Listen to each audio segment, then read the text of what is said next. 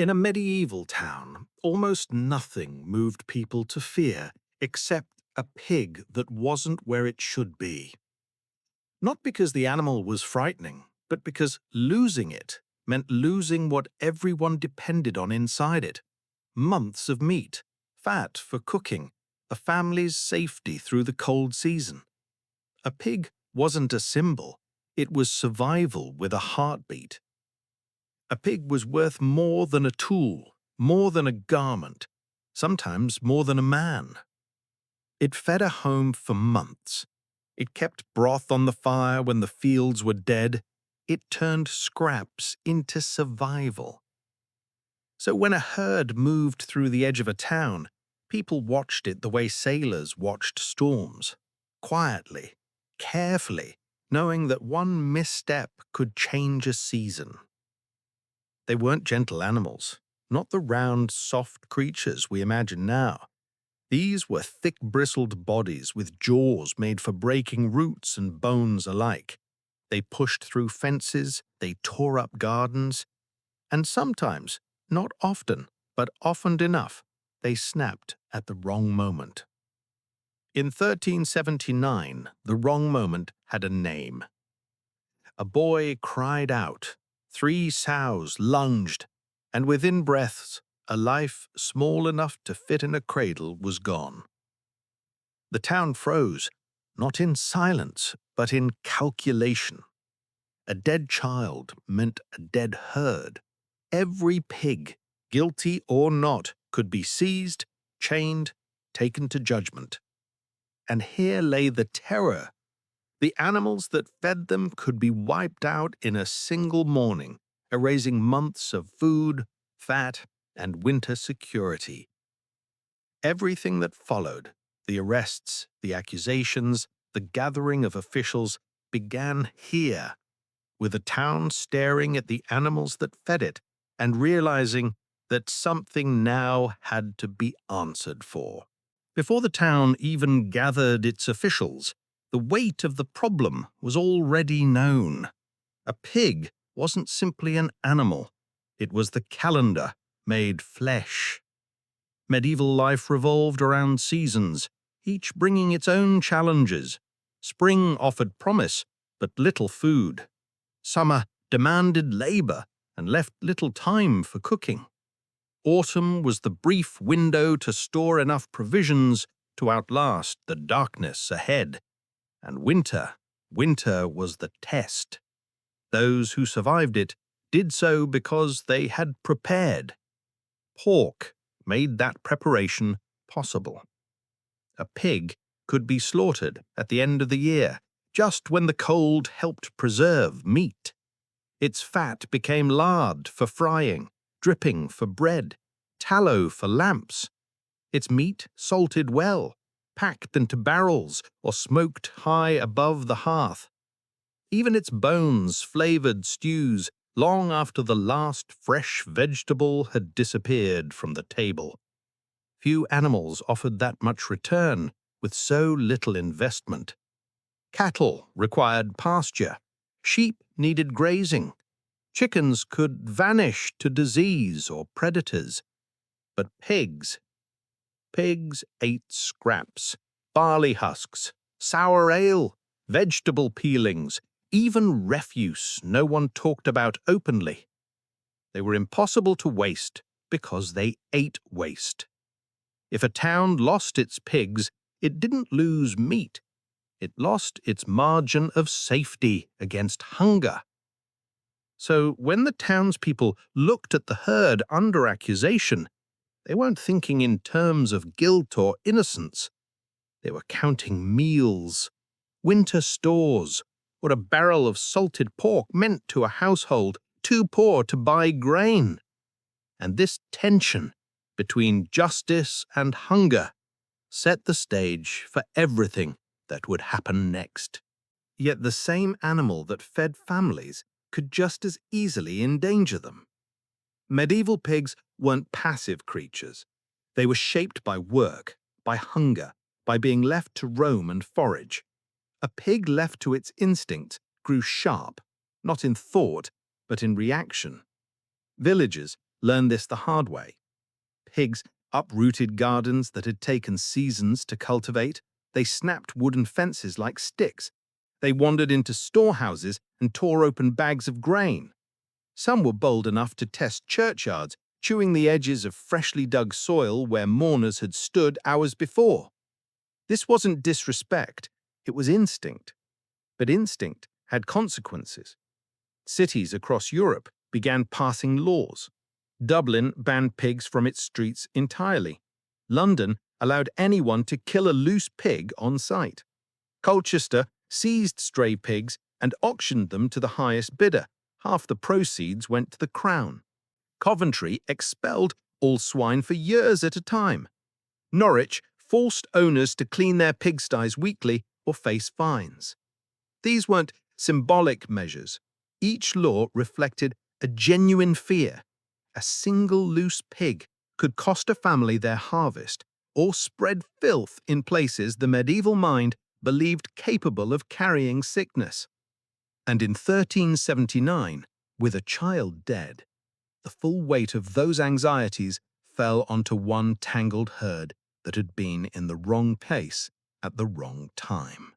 The child's death did not simply shock the town. It forced it into the machinery of medieval justice. Word spread quickly. Two herds had been grazing near the same strip of land. Children had wandered too close. The pigs had reacted, as pigs sometimes did, with startling force and no awareness of consequence. 3 sows were identified immediately. Witnesses named them. They were restrained. But the problem didn't end with them. The townspeople, guided by the legal logic of their time, believed animals could act with approval or encouragement. If one attacked and the others behaved aggressively, snorting, charging forward, crowding the scene, then all could be held equally responsible. 2 herds meant 2 owners. 2 owners meant 2 different fates. But the law did not concern itself with fairness. It concerned itself with order, and order demanded accountability. Officials arrived. The boy's family brought accusations. Neighbors testified, and slowly the case spread outward, from the 3 sows to the herd they stood among, to every pig near the scene. A question formed in the crowd's mind, though no one dared to say it aloud. If the town executed the entire herd, how would its people survive the winter? This unspoken fear pressed into every decision, even before the Duke of Burgundy entered the story. Arresting people is simple, arresting pigs is not. Yet medieval records are clear. The entire herd, every animal tied to the event, was rounded, chained, and held under guard. This wasn't punishment, it was procedure. The animals were kept in makeshift pens, guards took shifts, the town appointed scribes to document their number, their condition, and eventually, their fate. Every hour they remained alive cost someone money. Feeding them cost money, housing them cost money, holding them cost money. And the longer the case stretched, the heavier those costs grew. Trials involving animals were not rare. Records from the late Middle Ages into the early modern period describe hundreds of such cases. They described pigs as defendants, oxen as criminals, goats and horses standing before the law as if the roots of justice ran through hooves and horns as much as through human hands. To the medieval mind, the law covered everything that could cause harm, even animals. But now the case had a complication. Some pigs belonged to the people of the town, some belonged to the priory, and those pigs were not just food, they were a major part of the priory's livelihood. Killing them was not merely an act of punishment, it was an economic earthquake, and the man who felt that earthquake first was the prior. When word reached the priory that its animals were being held for execution, the reaction was immediate. The monks depended on those pigs for much of their meat and fat. Losing the herd was not an inconvenience. It was a threat to their winter stores. The prior drafted a petition to the Duke of Burgundy, not disputing the death nor the guilt of the 3 sows, but arguing the catastrophic impact of killing every pig in both herds. He didn't beg, he explained. The priory supply would vanish. The animals they had counted on for the coming months would be gone long before they could be replaced. It was not mercy he asked for, it was proportionality. Food was not only nourishment, it underpinned the routines of both town and cloister. The Duke received the petition, and now the fate of the herd rested with him. The Duke of Burgundy weighed the facts. A child had been killed, 3 sows were responsible, the law demanded punishment. But executing 2 herds would punish the entire region, not just their owners. The Duke decreed a compromise that satisfied the demands of justice without collapsing the town's food supply. Only 4 pigs would die, the 3 guilty sows, and 1 additional animal to represent the rest of the herd. This concept, a representative execution, sounds strange to us, but it fit neatly into medieval legal reasoning. 1 death to stand in for many, a symbol, a legal placeholder. Punishment delivered, yet survival preserved. Medieval justice was precise in symbolism, but practical in its consequences. The order was carried out. 4 pigs were taken to their execution, the rest awaited their fate. But that fate would not be death. When the Duke's decree reached the town, a wave of tension eased. Not entirely, but enough for people to breathe. Most of the herd would live. These animals, the same ones that had terrified the town hours earlier, returned to their pens, to their troughs, to the routine that turned waste into food. They would still be slaughtered at season's end, still be salted, still be cured, still keep dozens of households warm and fed. Winter would not devour the town after all. Justice, in that world, stopped where hunger began. The 1379 case wasn't unusual. It was part of a wider European struggle. Cities needed pigs, and cities feared pigs. Londoners killed loose pigs on sight, not out of cruelty, but because stray animals damaged goods and spread filth. Colchester seized pigs and auctioned them. Half the profit went to the person who caught them, half went to the king. Dublin banned pigs from the town, believing the animals infected the air. Norwich forced weekly cleaning of pigsties for fear the stench carried sickness. Coventry expelled every pig for years. Why? Because the medieval world balanced on a thin line. Pigs ensured survival, but they could also disrupt it. They were economic necessity wrapped in unpredictable muscle and hunger. And so the story of 1379 was not just about one herd. It was about an entire system wrestling with the risks of the very thing that fed it. By the time the herd returned to its owners, its fate was set. It would feed the town. Pork shaped the medieval diet more than any other meat.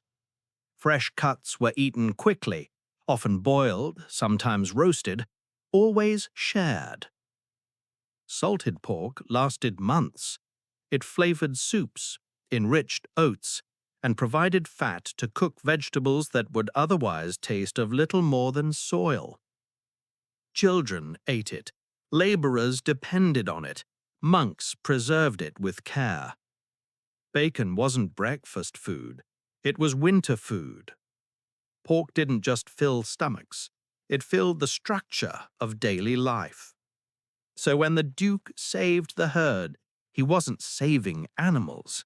He was saving a cycle of survival. The story of 1379 is not about cruelty, nor about forgiveness. It is about a town caught between hunger and justice, and forced to choose which one mattered more. A child died. 4 animals paid for it, and the herd that fed the town lived on.